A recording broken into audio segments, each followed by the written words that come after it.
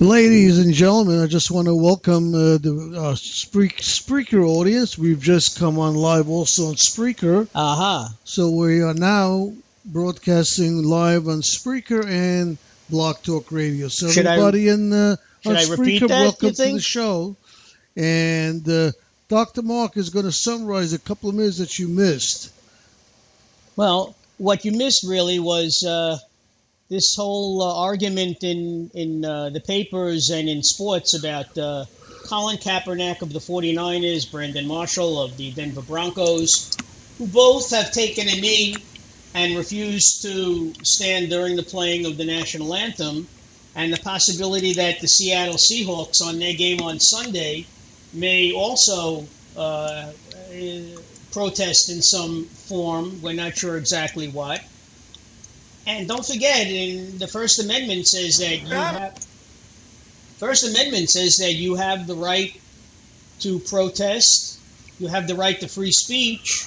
Okay, but I know there are arguments on both sides, and if you call us at 646-595-3275, we're giving you the option of voicing your opinion. The Rev and I do not take sides one way or the other. Okay, you're right, but we don't. Well, we try not to. But I will spell out, I will explain basically, for those of you who don't know, the First Amendment says you have the right to organize, you have the right to protest, and you have the right to free religion, etc., practice your religion. Right to free speech. Right to free speech. And some people say that Kaepernak and Brandon Marshall have the right to protest, and other people say, well, there are other ways that they can show their protest. Without showing disrespect to the flag of the United States. And they were talking about, there's a game on September 11th, and the Seahawks were talking about not standing that day. Well, that was the Seattle game is going to be on the 11th. Yeah, so, that's what the talk was. I guess that really hits hard, but I think they did say that they've changed them, that they don't think they're going to do it, but who knows? If they want to do it as a one-time protest, I could almost understand getting their point across. They do have the right. However, we haven't heard from the NFL. We haven't heard from the owners of the Denver Broncos or the San Francisco 49ers. I do remember reading, having nothing to do with football, this is hockey, John Tortorella, who is the coach of the USA World Hockey Team, said that if any of his players refuse to stand during the playing of the National Anthem, they're going to find themselves benched for the entire series. They won't see 2 seconds of ice time. Well, first thing, the other thing you got to remember, there's only one place where the Constitution doesn't hold and the First Amendment doesn't hold. That's in your workplace. You can't say what you want at work. You have to do what your boss tells you. And that's a well-known fact. Well, you can, except you'll probably wind up fired. Yeah, exactly. You're not, and the firing will hold because you are in your workplace. And you do have the right, to protest as long as you're not espousing the overthrow of the government. Yeah, and if you work for a job and you want to protest, you protest when the day is over, when you're not working, not during the work day. That's pretty much a standard rule. I've always told my employees who used to work for me, forget about the First Amendment. It just doesn't exist in the workplace. It's unfortunate, but it's true. Well, but like we said, we haven't heard anything from the owners of either team or the NFL. So far, as long as they haven't heard anything about, well, this shouldn't be done or they have a right to do it, they're going to continue to do it probably. The problem is it's a business. The owners are greedy. They want money. It's money. And they're not going to do anything that's going to stop them from getting money. If that means their players are not going to stand up and and pledge to the allegiance to the United States, whatever they're not going to do, they're going to do. That's the way it's going to be. But you see, but I would like to bring up. I know you and I just finished watching the O'Reilly Factor. He's a, you're a fan of Bill.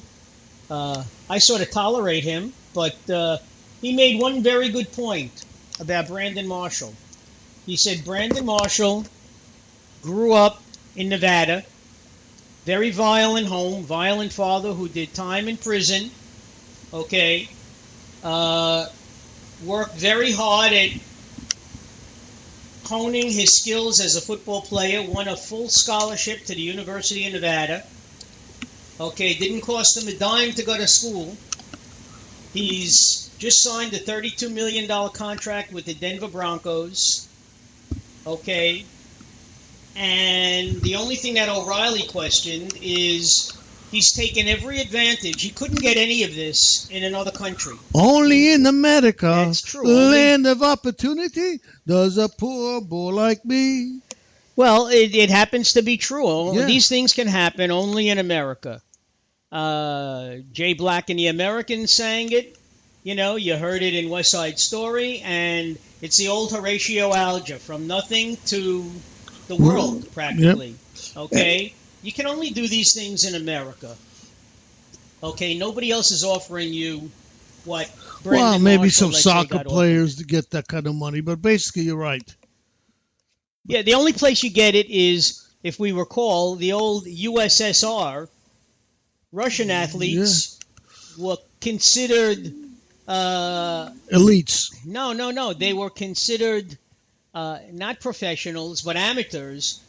But they were all in the army getting paid, and their families were taken care of while they were training, played hockey, or while they did whatever, or while they were participating in all kinds of sports. So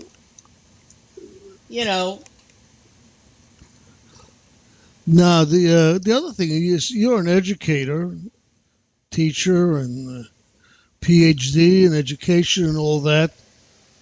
The First Amendment is not being honored in a lot of colleges. I don't know if you heard about the controversy about that. Well, I heard that there are many colleges have organizations springing up that are pro-Palestinian and anti-Israel. Okay, the most recent is at, of all places, University of California at Berkeley, which is like one of the premier freedom of speech, left-leaning as far as being liberal, let's say, colleges in the country, and there are many students who feel that Israel is not being fair to the Palestinians who live in the country.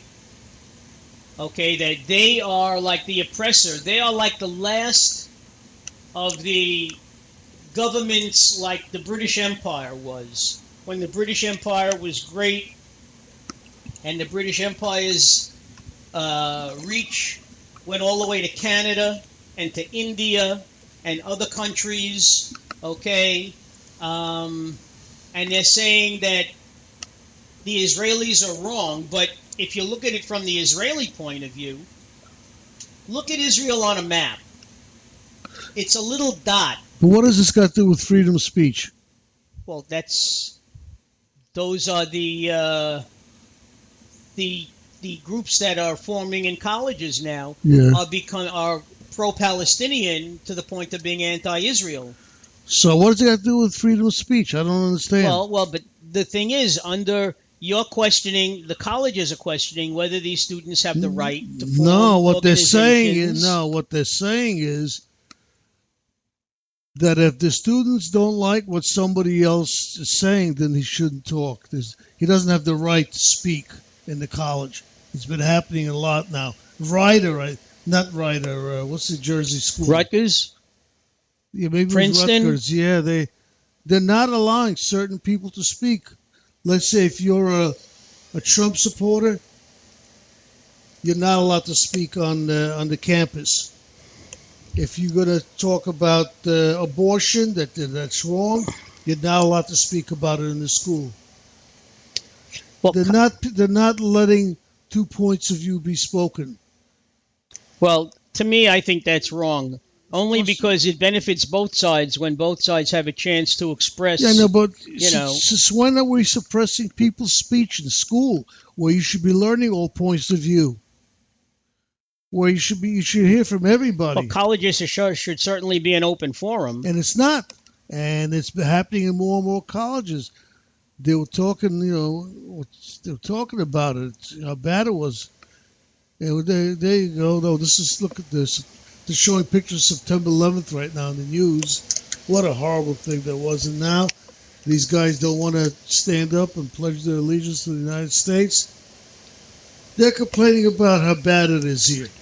I want to know one football player right now. I don't care if he's the third string, fourth string. He's still making more money than most people in the United States. Felix, in Major League Baseball, the lowest paying salary in Major League Baseball is over $200,000, and that's for somebody who bats like 210. Okay? Wouldn't you be happy making $210,000 a year for like 8 months worth of work? I'd also be happy if I could bat 210. That's very true. I would say the same thing, But listen, this country was born on freedom of speech, and not just because I don't agree with somebody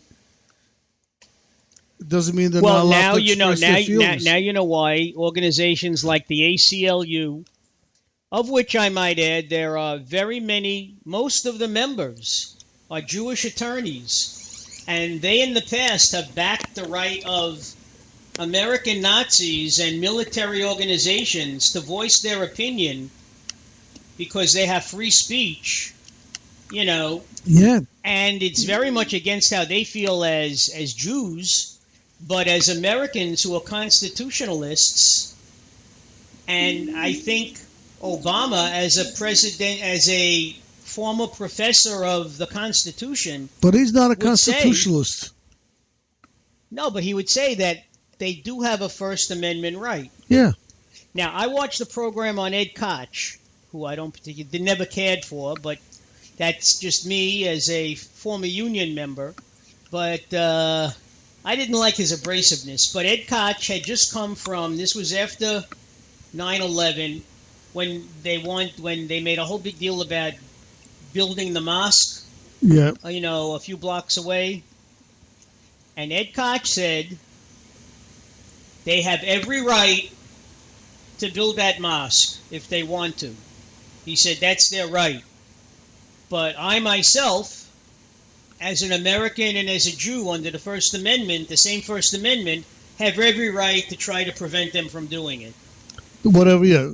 Yeah, of course. Listen, that's what whole America is based upon, and it's just not. It's not right for people to protest in that way. Listen, if you're going to go protest, you're so rich and you got so money and you protest about that, go in the streets, the most violent streets in Chicago. Help some people out. Well, one thing Brandon Marshall did say, I will say in his, he did say at the end, he said he happens to be pro-military, pro-police, and he said, and he will donate to various organizations, military organizations, the VA, local police. He said he will donate money to try to help people, uplift people. That's how he wants to use, $33 million, $32 million. He has a foundation. They all have foundations, Peyton Manning, if the Rangers score 3 goals or if the Yankees win by 3 runs, you can go to Papa John and get 50% off your pizza. Yeah, I used to do it. No, I used to do it a lot.